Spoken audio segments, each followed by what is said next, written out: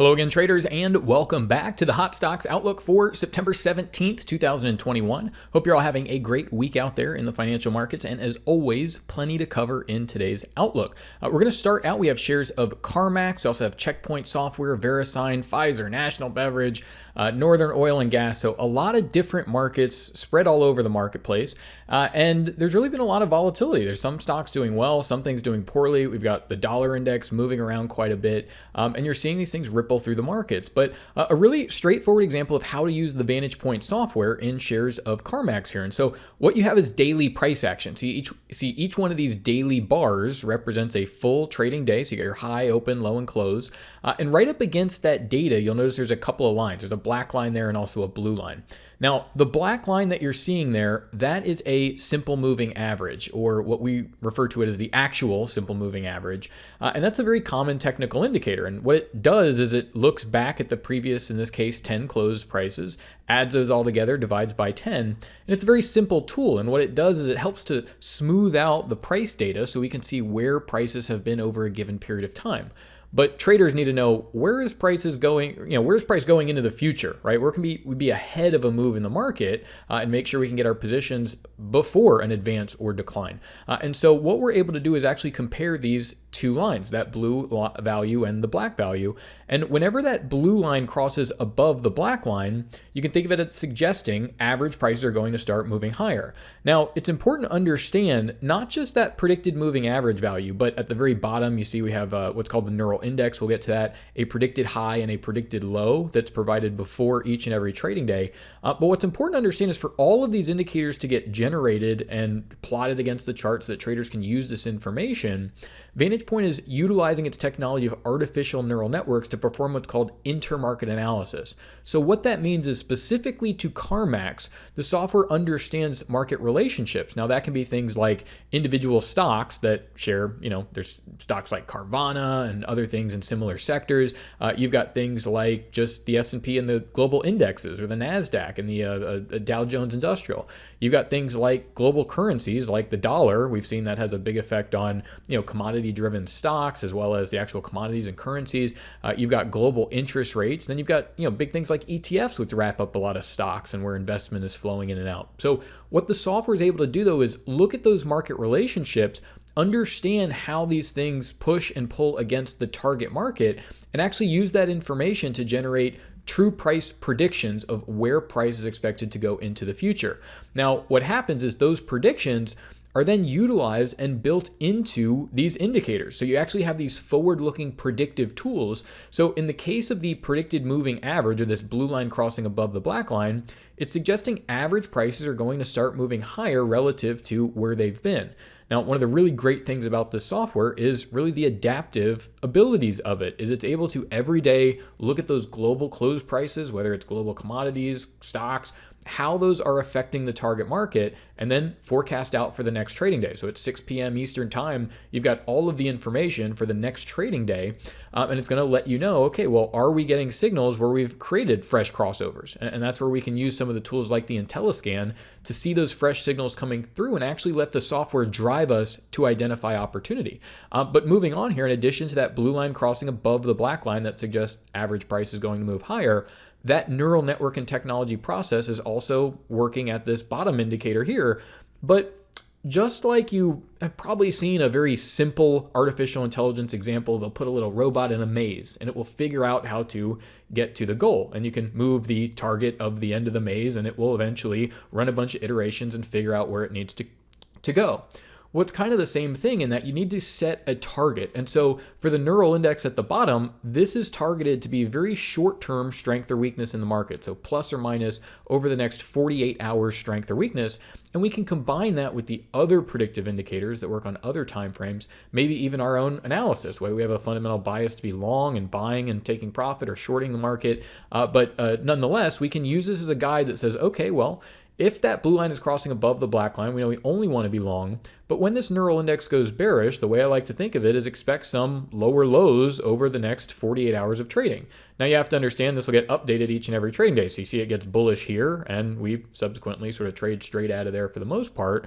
But then again, we can use the predicted highs and lows. So while, at the end of this trading day, it's telling you that neural index is bearish, hey, there might be some weakness over the next couple of trading days, that adaptive technology says, look, the blue line is still above the black line.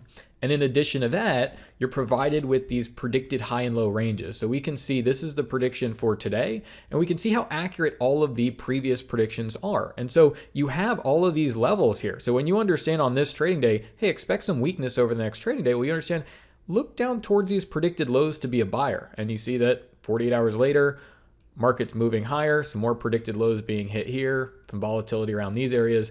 But overall, I keep bringing these, predictive forecasts in over these long spans of time to highlight things like this predicted range. I mean, even after the market does break higher, as the forecast, suggested, volatility picks up and these levels do an excellent job day in and day out of identifying some levels where you can come in with a trading plan and approach and make the most out of it. Now here's Checkpoint software, and what's been interesting is we've seen a lot of signs as far as bearishness in the broader indices.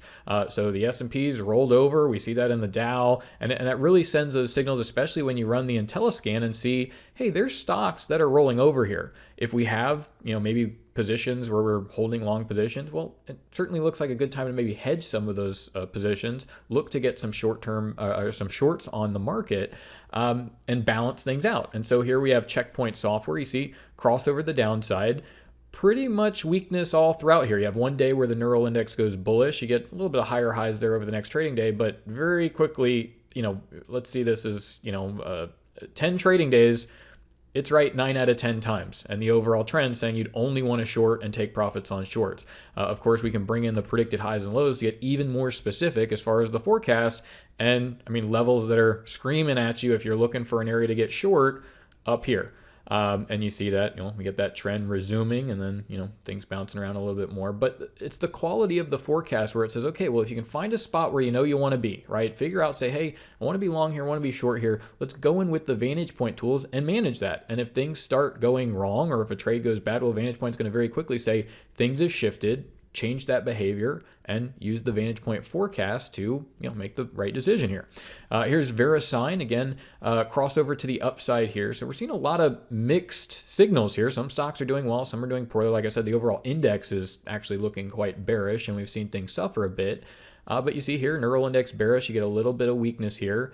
Sometimes I like to think of this as if we have a predicted moving average and the neural index is bearish, well, expect some prices to trade below that moving average that you have. And you see you get a couple days where the prices are hanging out a little bit lower, but neural index gets bullish again and the uptrend resumes. Same thing happens here. Another 48 hours, there's some weakness in the market, but we can pinpoint all of what's going on here, right? And say, okay, well, we can have these predicted highs and lows to help guide some of that action and know, hey, if we're trying to buy, well, we should buy at or near that predicted low, target up towards the predicted highs, and clearly, only be long, taking profits on longs. And you see just a period where the market has not performed very well, if we're just talking about the S&P and the broader markets, but where the forecasts are forecasting things to move higher, these levels do a pretty good job. Pfizer here, now things have shifted. We looked at Pfizer and BioNTech quite a few weeks ago where things were, still in uptrends, or a couple months ago at this point. But things have shifted. And we can imagine that if a lot of those stocks shift, we may see, things weigh on the markets if those things have leaded higher. But again, we get these crossovers to the downside here, and very clear, if you're trading Pfizer over what's now been almost a month of time, right? 3 full weeks of trading very easily here. You've been short, and you've been short at these levels. Even on days like these are real interesting, where, if you're going to short, you get short at the open here, and you see that we get a couple more days where we move higher, but you do not want to get long. You only want to be shorting that market. And that's where we see, again, the S&P also rolling over. So, even when you see some of the strength coming in, you understand there's some broad-based weakness here. And until we get that blue line crossing above the black line, we're still projected to move lower. Here's a shared national beverage here. We get a crossover to the upside. Again, you get these neural index periods where neural index gets bearish there. It corrects the next day, but you still see you're getting some lower lows over the next 48 hours of price action there. It happens again here, some lower lows, but the overall trend is up. And, same thing here, saying look for some lower lows over the next 48 hours at least. and manage the opportunity based on a lot of this information. So, we haven't looked at a lot of the, overall moves here. We got about a 16% move there. Pfizer, we can come back here. We've got not a huge move here in the shares of Pfizer, but 6% decline. If you're on the way up there, you certainly want to understand, look, it's over, take your profits. Don't give money back to the market here. VeriSign here, we can take a look. Overall, about a 6% move. But just what I like to highlight with these opportunities is not so much, the move from crossover to crossover, because you got to decide, are you a trend trader? What are you looking to do with your overall strategy? But the consistent forecasts. So even when we look at, these longer charts that have been, trading, and there's a lot of fundamental information and things going on in the markets and, volatility, well, the software does an excellent job at saying, look, well, if this is the market you're trading, there's, unique markets that are known to drive and influence and affect that. And so those are really the important things that are going to affect how things go moving forward. And we can get some really valuable clues and insights from those related markets. And so that's what's really going on under the hood here. And so we don't have to sort of guess. We understand, hey, if I'm trading this market, you know what the game plan is. You have those tools to help manage that overall portfolio. And that can be full of long positions, short positions that are all really benefiting and tend to skew in the direction of trend. And, obviously if you're managing, taking profits, adding at predicted lows, you're doing a good job minimizing the risk, but still keeping that exposure on. So here's Northern Oil and Gas. We talked a little bit about the energy shifting, where there had been a lot of weakness. It was very clear you didn't want to be long, especially if you're doing short-term trading. That it's easier to get that momentum to the downside. But it was actually about the 23rd. We saw all these stocks and crude oil shift to the upside. And you just start to, as you're running your IntelliScan, you see these stocks start to shift upward. And it makes it very clear that, okay, well, whatever the previous game plan was may have shifted, but you don't just see it, in energies, you see it throughout the whole energy sector and energy stocks. But, even some of these stocks where we've seen a lot of volatility, around crude oil, the commodity, it's the reliability of the forecast here to say, look, if you're going to be a buyer, utilize these levels to make these trading decisions. And combine that with your overall strategy and time frame that you're working with. But we've got a really nice move here in a lot of these energy shares have certainly popped over the past few weeks, but an 18% rally there in Northern Oil and Gas, but multiple entries along the way to take these nice chunks out of the market as we see, again, all this volatility coming in, oil rattling around, the dollar rattling around. It's certainly a period where you're seeing volatility. There's a potential for things to really crank up, but the guidance here of the software is getting you in some really nice positions where if we see some of that volatility increase, you've got some things to potentially really benefit the portfolio. But the main thing is get those updated forecasts, adjust and adapt to those changing market conditions. So I'll leave it there. Once again, this has been our Hot Stocks Outlook for September 17th, 2021. Thank you all for watching. Best of luck out there. Bye for now.